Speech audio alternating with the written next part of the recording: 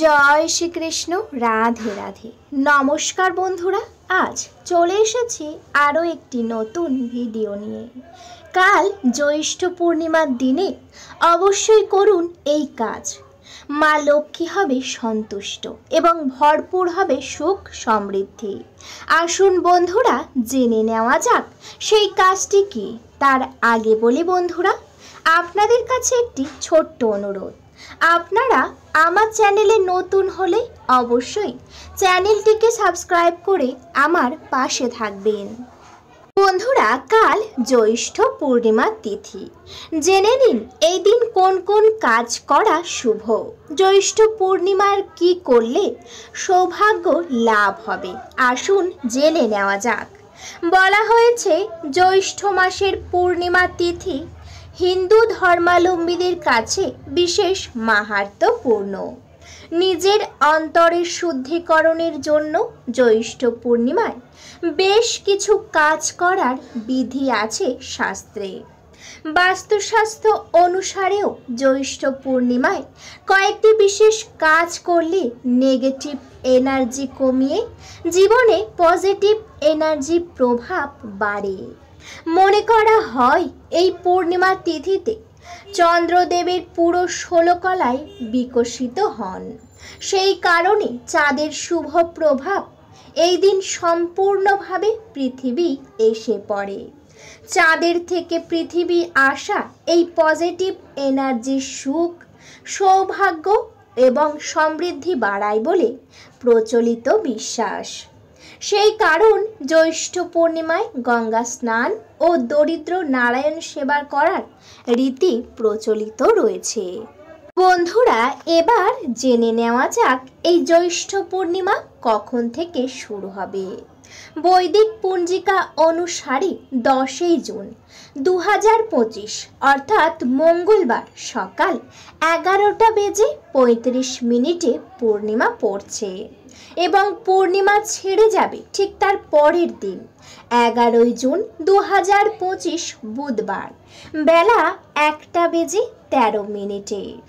উদয়া তিথি অনুসারে 11 জুন পালিত হবে জ্যৈষ্ঠ পূর্ণিমা। পূর্ণিমা স্নান দান ও উপবাস 11 তারিখেই করতে হবে। বন্ধুরা, এই জ্যৈষ্ঠ পূর্ণিমার মাহাত্ম্য কি, আসুন জেনে নেওয়া যাক। সনাতন ধর্মে জ্যৈষ্ঠ পূর্ণিমার তিথি শ্রী বিষ্ণুর উদ্দেশ্যে নিবেদিত। সেই কারণে অনেকে এই দিন সত্যনারায়ণ পূজা করে থাকেন। এই দিন উপবাস রেখে সব নিয়ম মেনে নারায়ণ পূজা করলে জীবনের পথে সব বাধা ও সংকট দূর হয় বলে প্রচলিত বিশ্বাস। ঠিক বন্ধুরা, তার পাশাপাশি বাস্তুশাস্ত্র বলছে যে এদিন কয়েকটি সহজ কাজের মাধ্যমে আর্থিক সংকট দূর হয় এবং গ্রহের দোষ কাটানো যায়। ক্যারিয়ারের উন্নতি করতে জ্যৈষ্ঠ পূর্ণিমার দিন কি করবেন জেনে নিন।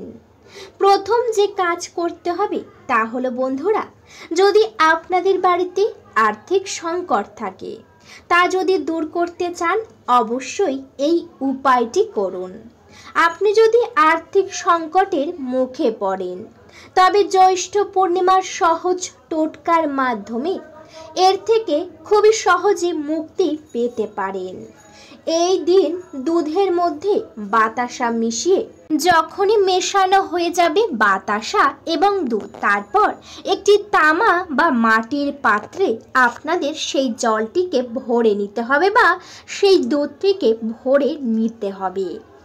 এরপর পূর্ণিমার সন্ধ্যাতে অর্থাৎ আগামী বুধবার দিন পূর্ণিমার সন্ধ্যায় অশ্বত্থ গাছের গোড়ায় সেই দুধটিকে ঢেলে দিন। এর ফলে ক্যারিয়ারের উন্নতি হবে এবং আর্থিক বাধা দূর হয়ে যাবে। যদি বাড়ির কাছেই আপনাদের এই অশ্বত্থ গাছ রয়েছে তাহলে আপনারা সেই গাছের নিচে বা সেই গাছের গোড়ায় অবশ্যই এই দুধ বা এই টোটকাটি করে দেখবেন। বন্ধুরা, যদি অশ্বত্থ গাছ বাড়ির আশেপাশে না থাকে সেক্ষেত্রে হয়তো একটু দূরে রয়েছে, আপনারা একটু কষ্ট করে হলেও সেই গাছের কাছে যাবেন, এরপর এই টোটকাটি করে দেখবেন। এর ফলেই কিন্তু কেরিয়ারের উন্নতি অবশ্যই হবে। এবার জেনে নেওয়া যাক দ্বিতীয় ইচ্ছা বা দ্বিতীয় যে টোটকা। বলা হয়েছে জ্যৈষ্ঠ পূর্ণিমার তিথিতে চন্দ্রদেবের আরাধনা করুন। জল, দুধ, মধু ও চন্দন বাটা একসঙ্গে মিশিয়ে নিন। পূর্ণিমার সন্ধ্যায় এই মিশ্রণ চন্দ্রদেবকে আপনারা অর্ঘ্য দিন। এর ফলে আপনার মনের ইচ্ছা পূরণ হবে এবং মানসিক শান্তি পাবেন। এবার জেনে নেওয়া যাক তৃতীয়। বন্ধুরা, যদি কারোর জন্মছকে চন্দ্র দোষ থাকে তাহলে জ্যৈষ্ঠ পূর্ণিমার গঙ্গা জলের সঙ্গে দুধ একত্রে মিশিয়ে নিন, এরপর শিবলিঙ্গে আপনারা নিবেদন করুন।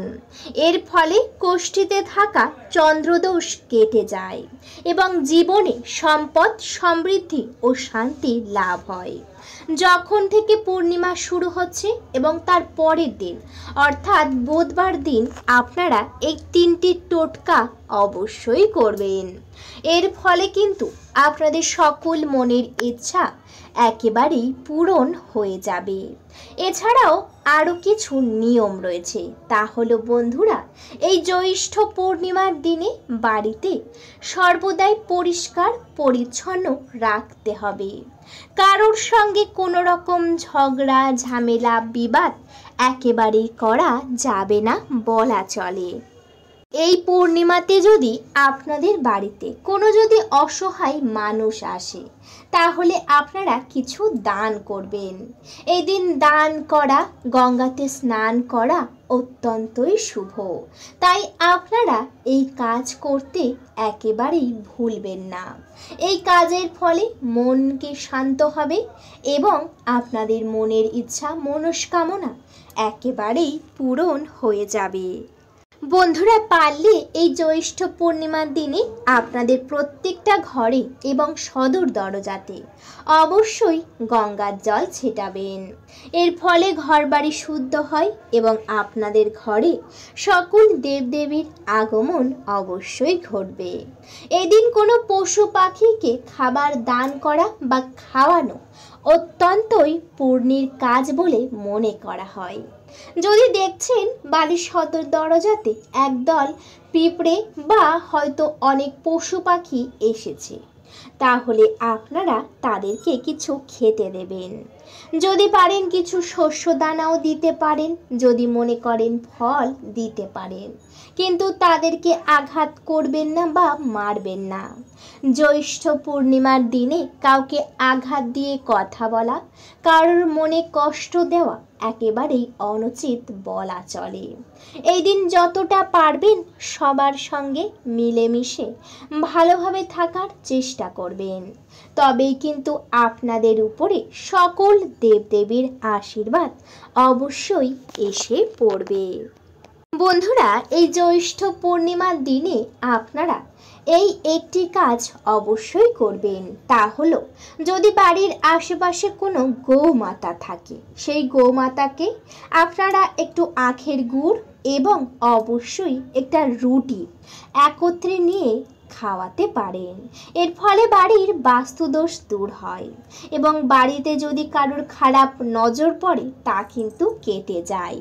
এছাড়াও যদি আখের গুড় রুটি একান্তই না খাওয়াতে পারেন, যদি মনে করেন হয়তো সময় হবে না বা হয়তো অনেক দূরে রয়েছেন, সেক্ষেত্রে এগুলি দিতে পারবেন না, তার ফলে আপনারা চাইলে কিছু ফল অবশ্যই গৌমাতাকে এই দিন খাওয়াতে পারেন। এর ফলে কিন্তু সকল দেবদেবীর আশীর্বাদ এবং সকল দেবদেবীর দৃষ্টি আপনাদের উপরে সর্বদাই থাকবে, যার ফলে আপনাদের সর্বদাই উন্নতি অবশ্যই হবে। বন্ধুরা, আশা করছি আপনাদেরকে ভিডিওতে পুরোটা বোঝাতে পেরেছি। ভিডিওটা ঠিক এই পর্যন্ত। ভিডিওটি যদি ভালো লেগে থাকে অবশ্যই ভিডিওতে একটি লাইক করবেন, শেয়ার করবেন এবং সাবস্ক্রাইব করে আমার পাশে থাকবেন। আজকের মতো আমি বিদায় নিলাম। সবাই ভালো থাকবেন, সুস্থ থাকবেন। সবাই একবার ভালোবেসে কমেন্টে জয় মা লক্ষ্মী অবশ্যই লিখবেন। আপনাদের সকলকে জানাই অনেক অনেক হরে কৃষ্ণ, রাধে রাধে।